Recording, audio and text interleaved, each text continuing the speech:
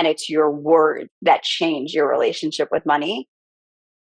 And as soon as you vocalize your shame, the confessional, I'm in debt, I don't have any savings, I don't know what a Roth IRA is, I don't know how I'm going to get my kid through college. As soon as you say it, it's like The the weight weight lifted. of the. Exactly. So shame, the antidote to shame is acknowledgement. Welcome, AJ. Thank you so much for joining the Daryl podcast. I'm so glad to have you today. For our listeners today, AJ is a mom, she's a wife, she's a best friend, and she's the founder and the CEO of Beyond the Green Coaching. As a financial strategist, she actually helps individuals, she helps couples, she helps small businesses build wealth and to feel confident about their money. Through her company, she's helped over 300 clients, and I'm excited for you guys to hear more about this. I'm excited for her to share more about how she's helped people heal their relationship with money and to create lasting financial freedom with less stress and less shame. All right, welcome, AJ, to the podcast. Feel free to give more of your intro and your bio as we jump into today's talk today. I'm so happy to be here, Rita. Thank you so much for having me. I'm really honored to share about financial wellness with your community. And you evoked something in your introduction of how do I help people heal their relationship with money? I'm my greatest testimonial to that, but I'll save that for a second because I actually just got to have a conversation with a client right before this. I'm in an in-person event and one of my clients came up to me and she's working with somebody on my team, Rachel, who's amazing. Been with us for almost coming up to 4 years in January. And she was like, this is what I'm doing with retirement. This is how I'm thinking long term. I just got this opportunity for this windfall of money to fall into my lap. And in the past, I would have just freaked out, not know what to do, been totally paralyzed. And I ended up being able to have these really incredible conversations with my family. I was honest, and I would have never been able to do that because I had so much shame around my debt. And I was able to tell them transparently where I stood. And her eyes were like, she couldn't wait to get this out to me. And she's still in debt. Her savings doesn't look like what she wants it to yet, but she's empowered. She's confident. She's having difficult conversations, empowered, the one leading the conversations. And she's taking full agency over her life. And she's not waiting for things to happen to her. She's taking full control over it. And that's how, in a very microcosm, how we help people heal their relationship with money. We give them the tools and the language to start actually talking about money to the people around them, to themselves. And then amazing things, gifts from the universe, they come in because you're ready to receive them. And maybe they were there all along, but you couldn't receive them yet. And you are in full control over your own life, giving people their power back. So going to my why and why I am on the mission that I'm on, I think my story can relate to so many people. I grew up chronically in my DNA stressed about money as a child because the people who were raising me were stressed about money. They fought about money. Money was the source of conflict and tension, and my dad had no money, my mom had lots of money and then didn't have any money, and it was always a roller coaster, and could we afford this and could we not? There was like a lavishness of let's go on this really expensive vacation, and then I can't afford school, and my mom nickeling and diming everybody to get me through college and high school, and then I had a lavish bat mitzvah, and it was just a lot of, and then dad never had any money and he could never afford. And so I grew up with a set of beliefs that money was toxic. Money was the root of all problems. And I kind of was going down that path for a long time until I realized that my work on myself, like all this like inner work of accepting my parents, forgiving my parents, learning who I was. I think I went on this long journey to find myself. I literally left the country and went to New Zealand, Australia, and Asia I was in New Zealand, and I called my sister, and I was like, I'm I'm sorry. I thought that hey, I think I've been telling myself this story that you resent me. And she's like, AJ, you're the one who always ran away. I'm like, in New Zealand from New York City. And I'm like, oh my God, it's me. And, and I went on this massive journey to find myself. But when it came to money, in every other area, I was starting to feel really authentic. And with money, I was just a total fraud. I was a liar. I was dishonest. I didn't trust myself. I felt so much shame and avoidance. And I was tired of feeling that way. And when I finally started having a relationship with money and budgeting, which we'll talk about as self care, and saying no, one of the spectrums that I like to philosophize on is like the narcissist versus the codependent. And I am like on the extreme codependent side, which leads to like, I'm a people pleaser. If your energy's good, I'm happy. I need everybody around me to feel good. So like that kind of energy, always wanting to like fix people, heal people so that everybody's good. I used to wish on a star that like everybody in my life was happy. Like, cause I thought that would make me happy. Like I'm like like the definition of that. And so taking control of your finances is incredibly radically selfish. And it was the most life changing, empowering, grounding thing that I had ever done. And I was so alone. I felt so alone in my financial reality. I thought that I was the only person bad with money. And it turns out I just was financially illiterate. And once I became literate, I realized that almost everybody I knew was bad with money for many, many different reasons. Yeah. And everybody had a relationship with money. And I realized that I was not alone. I was far from alone. And I had this yoga teacher who was like, if I could teach you how to breathe better and walk better, then I'm going to do far more good than any yoga pose, like fancy schmancy yoga pose. And that's kind of how I felt about money. I was like, if I could teach you how to transact every single day with confidence, with empowerment, with assurance that you were taking care of current you and future you, then I'm going to be doing a lot more good in this world to help you find true healing, peace, grace in your life. Yeah. Yeah. Powerful, powerful. Yeah. Our family of origin definitely mimics what we live out in our everyday life. And so I love that you were transparent and just sharing, okay, well, these are the things that I seen growing up as the belief systems or how we had a relationship with money, like those kinds of things. And so like that transposes into our future self. And so until we decide to change it. So I love your story. So tell me more as you say, what do you mean when you say money isn't just math, it's emotional? Like what does that mean and how does it connect to our beliefs and our choices? Yeah. So if I have 10 conversations in a day about this, 7 people will say to me, well, I'm bad with math. And I'm like, money is not math. It is, it is emotional. You don't spend because of a math equation. You spend because you're in a fight with your mom or your boyfriend. You spend because you're burnt out and you want convenience. You spend Yeah. because you think you deserve it because you worked really hard today. Or I think the entire treat yourself culture is actually people unable to handle the discomfort within them.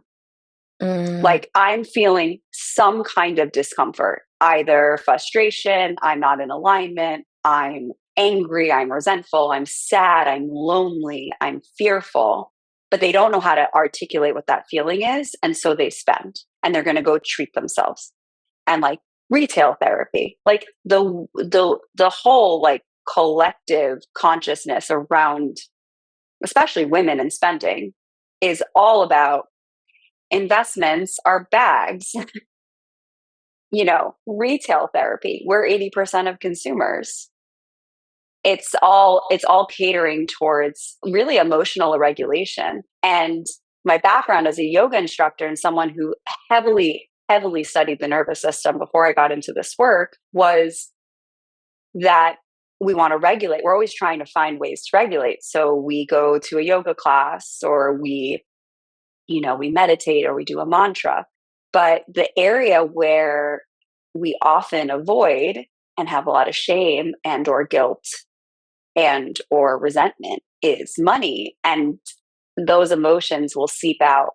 Will seep out there. And that's why I always say that money's such an incredible teacher. I quote Susie Orman said that before me. I can't take credit for that. Susie Orman's the reason why I can even have this platform, because she created a path for women in finance.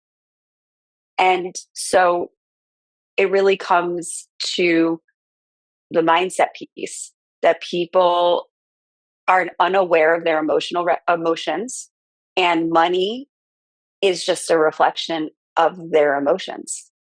Yeah. Yeah. Yeah. That's powerful. I love Susie Orman. But yeah, you're right. I think you hit on a good point, is like, we can't handle the discomfort. And so we'll go to whatever we feel like is easy in the moment. So whether that's food, whether that's sex, whether that's money, spending money that you really don't have. So tell me about this idea of, why do you think so many people love paycheck to paycheck? Why do they love doing that? Why do they love falling into that trap? Um, I love this question because I do think people love living paycheck to paycheck, which is kind of controversial. I don't think that they actually love it. I think it's such a comfort, because one of the things that we teach is how to get people out of thinking about money from an hour to hour, day to day, week to week, to thinking about money in terms of years and decades. And this is such a profound mindset shift.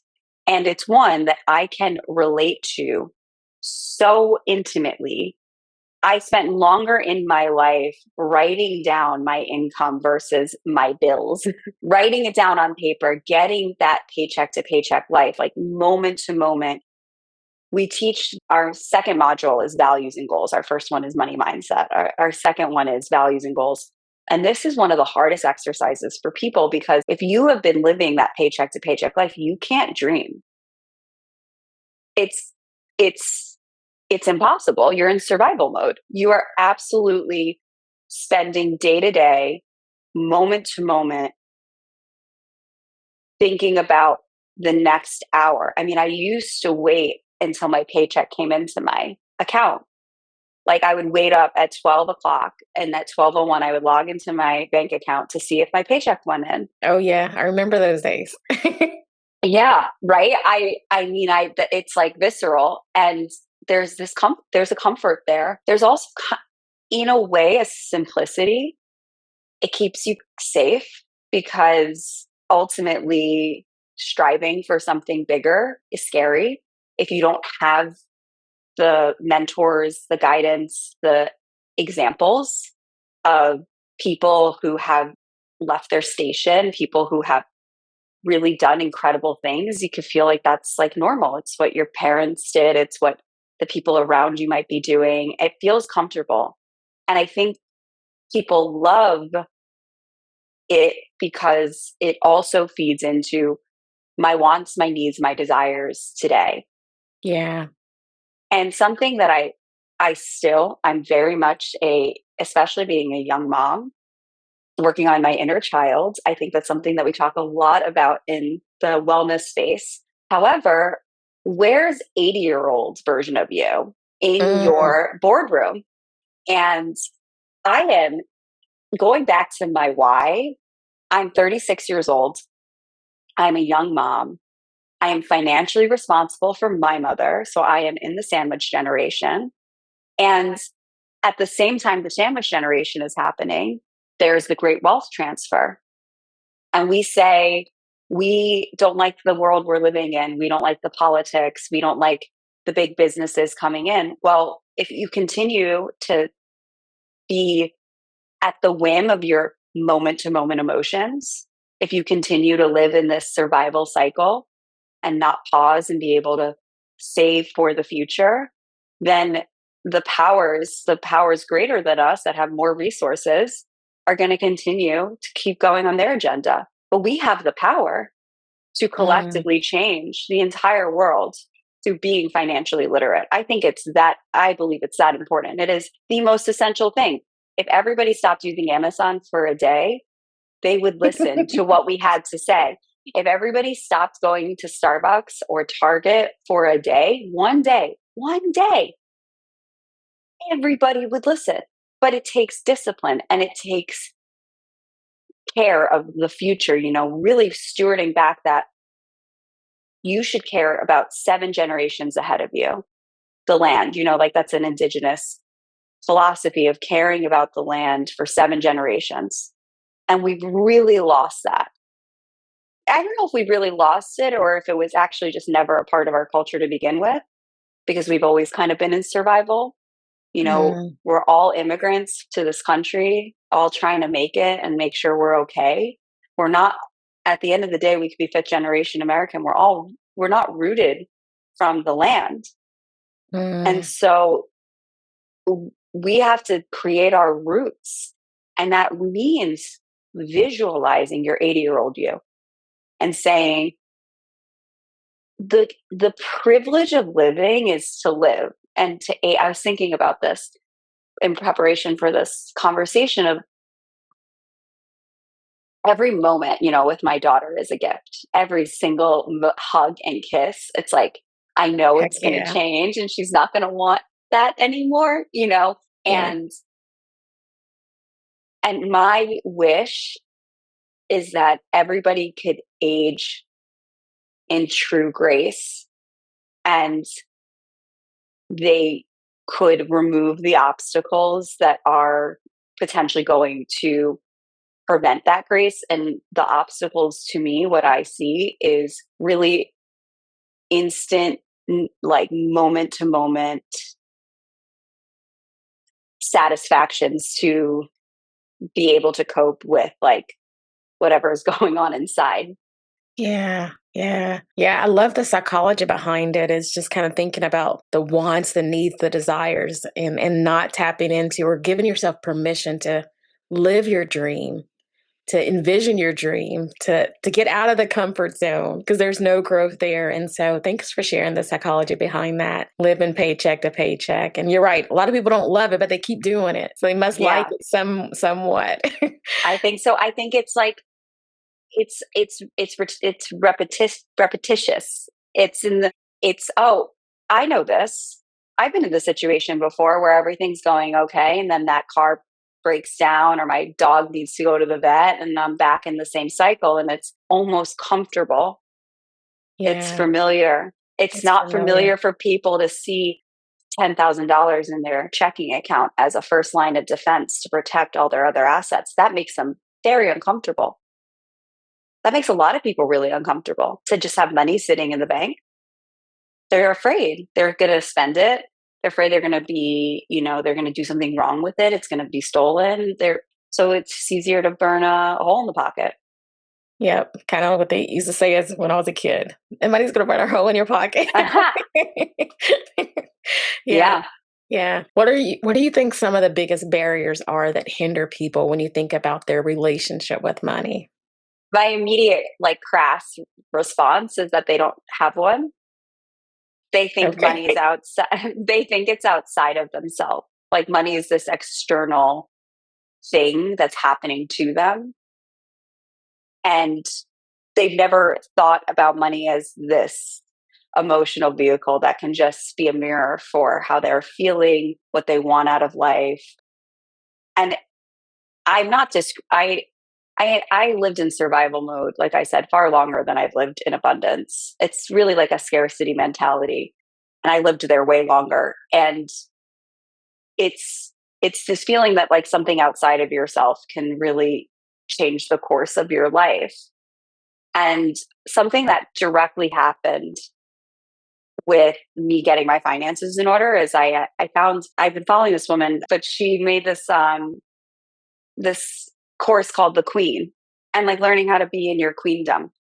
And I was like, oh my God, all my life, I mean, I'm a Disney princess. I'm a millennial. Like, I'm a Disney princess. Like, I was waiting for somebody to come and rescue me. And I need to step into my queendom. And like, that really came into like a huge place of that power of just taking back my power and realizing that I'm in control. And I think that we strive for control in so many ways with money by like, well, I deserve this. I want to buy this. I need this. When really the power is like taking a step back and being like, well, at the end of the day, like, what do I value? What do I value? Who matters most to me in this life? What do I want the future to look like?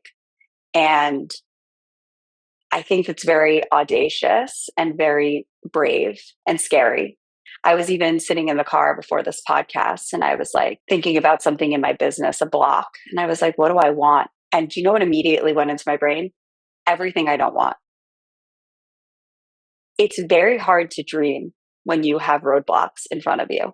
How do you see the horizon when you can't see in front of you clearly, when there's things in your way? And so my dream is that I can take away as many obstacles in front of you so you can fully see your potentiality.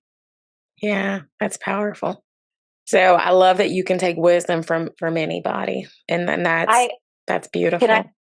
can I tell you, speaking of taking wisdom from anybody, one of my greatest teachers, I worked in Australia at a potato shop. It was a place that made potatoes. You opened them up and you put toppings on them. It was called Spud Yum. Bar. It's so good. You can get sweet potato, you can get regular potato, you can have it like Asian style, Mexican style. I mean, it was amazing. And one of my favorite teachers was my manager at Spud Bar, who had so much integrity to her job. And now at the time AJ Walbrum. I'm gonna be the greatest yoga instructor of all time. And she taught me that you can have grace and you can have integrity and respect and honor doing anything in life, and how you show up is everything. And the way that she showed up had such a profound impact on me about how to show up in the world. No excuses, no, like, she was selling potatoes for a living. And I was a kid who was showing up late. I was 24 years old. I was showing up late to things, I was waiting for my handout. And I think about her all the time. She would never even remember me. And I think about her all the time. And I actually don't even remember her name, but I could see her face like perfectly in my mind. She was such a profound teacher. So how you show up. Yeah. Yeah. Yeah. And being authentic, how you show up. And so as you think about how that relates to money mindset, so think about how that relates to how we show up sometimes with shame, with fear, with guilt attached to all the money and the mindset of money. And so can you speak more about that? Yeah. Shame, the antidote. So I was thinking about the antidotes to those emotions. The antidote to shame is acknowledgement. Mm, Have you ever had shame, like about something like really not even that big of a deal? Like, I recently felt a lot of shame about a parking ticket. It was $75. I felt a lot of shame and I didn't want to tell my husband about it, which is like not how we operate at all. And I kind of wanted to sit with that for a little bit and just observe myself and kind of feel into it and be like, why, why? And as soon as I vocalized it, as soon as I acknowledged it, because like acknowledging does not exist in your mind. Nothing about your relationship with money exists, changes in your mind. It's called money mindset, but it's your actions and it's your words that change your relationship with money. And as soon as you vocalize your shame, the confessional, I'm in debt, I don't have any savings, I don't know what a Roth IRA is, I don't know how I'm going to get my kid through college. As soon as you say it, it's like A the weight weight lifted. of the, exactly. So shame, the antidote to shame is acknowledgement. And a lot of people on my first call with them, which is our prospective free discovery call, they'll say, I have never told anybody this. And that's what I want to change, because I know they're sitting there with their friends, with their family members, with the people they love the most, and they're hurting so deeply inside. They feel so inauthentic. They feel so trapped in their own circumstances because they just can't get it out.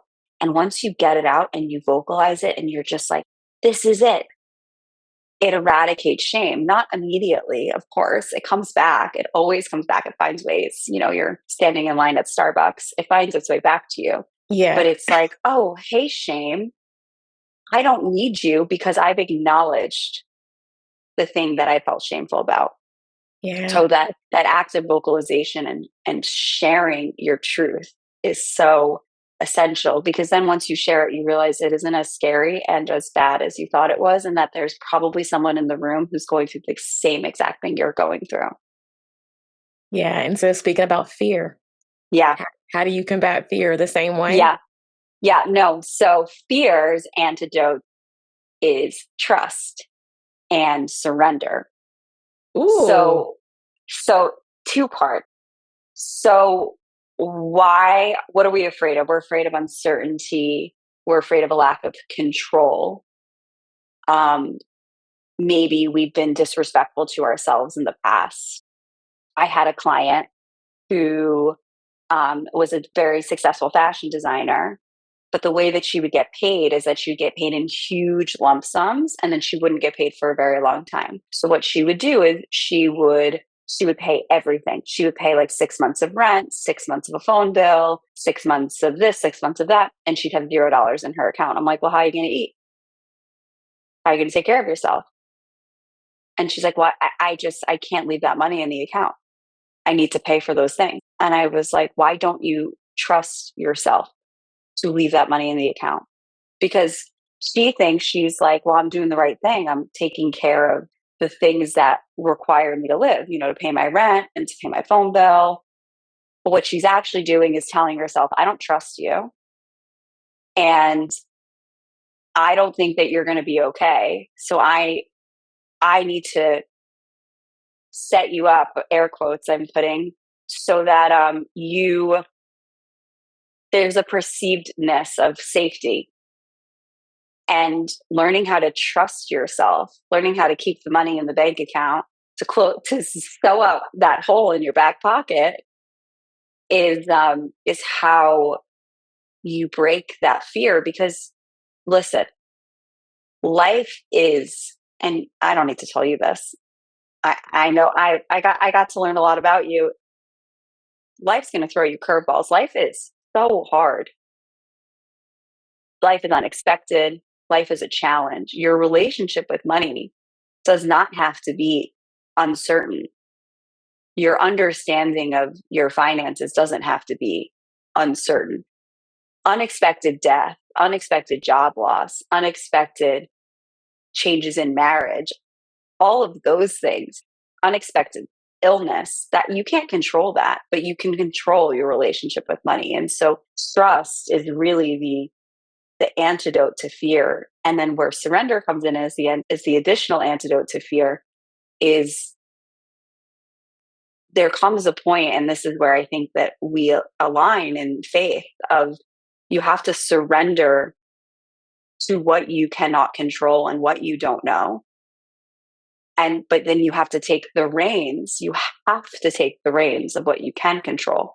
And you can control yourself, and you can control your emotions and your money. You can control your money. Nobody should control that but you. Yeah. And So it's a skill you can learn. if somebody else is, and something else is, like your job or Amazon or your friends. I mean, we work with so many women on just saying no to their friends.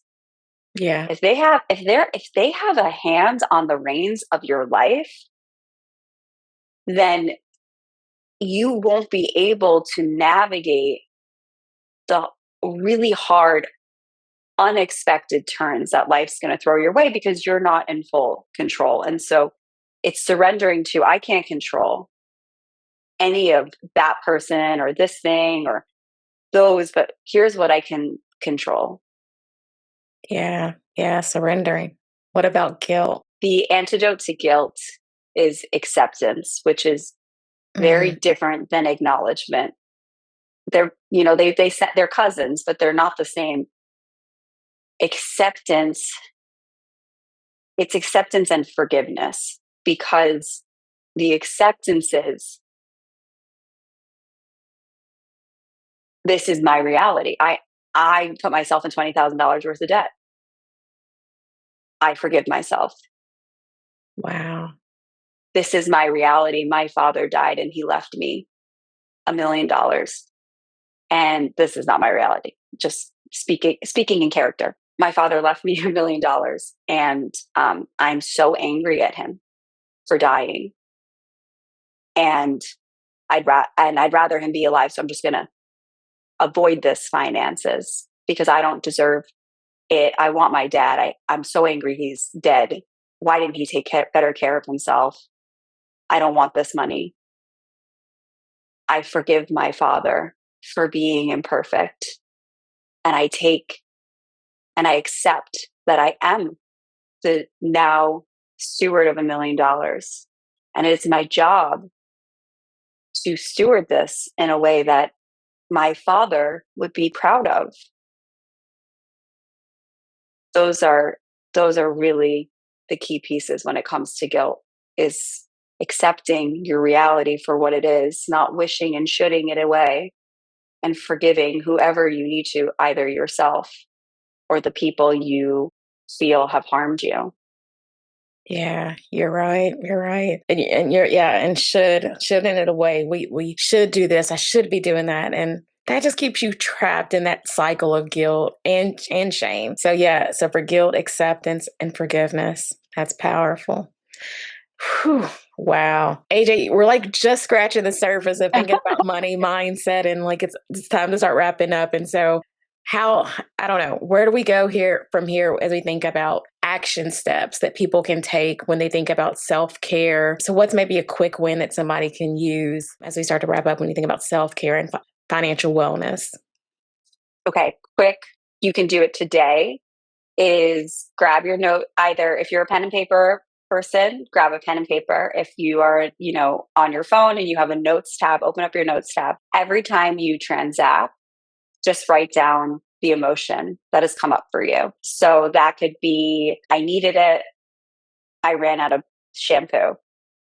And then notice if like you're feeling like triggered because you're like, why should I have to explain to someone? It's like their notes tab. Why should I have to explain to someone that I needed shampoo? I needed that. Oh, okay. That's a really cool thing to learn about yourself.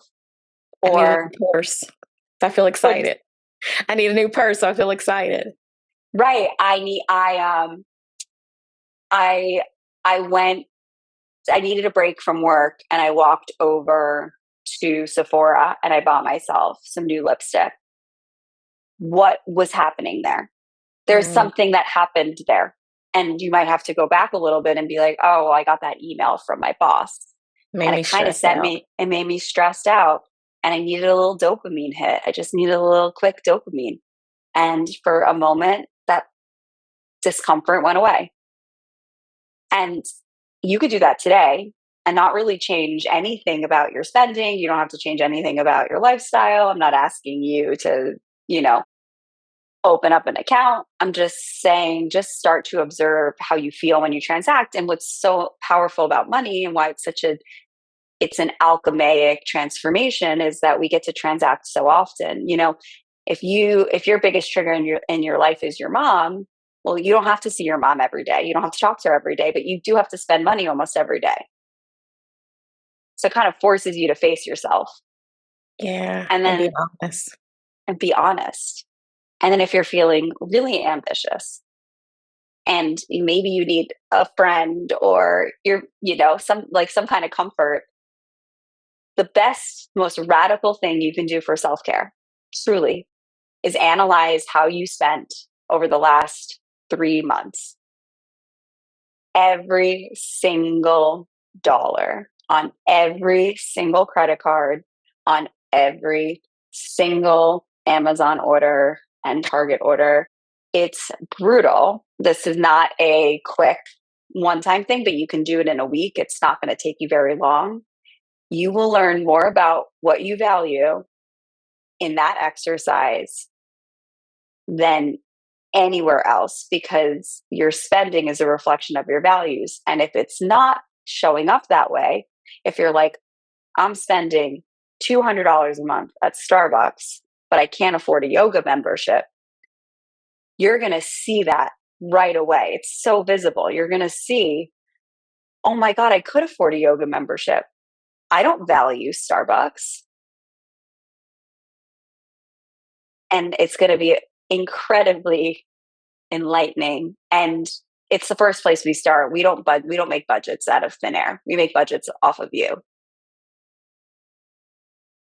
Thank you. Thank you. Those are some really insightful ways to gain insight about like your financial mindset, your relationship with money, your values, money, how you see your worth. Yeah, that's powerful. That's Oh, can powerful. I add one more? Could I add one Yeah, more? heck yeah. Yeah, I'm trying to touch all the things. And so another one is, how are you talking about money, and how are the people around you talking about money? Just start observing that.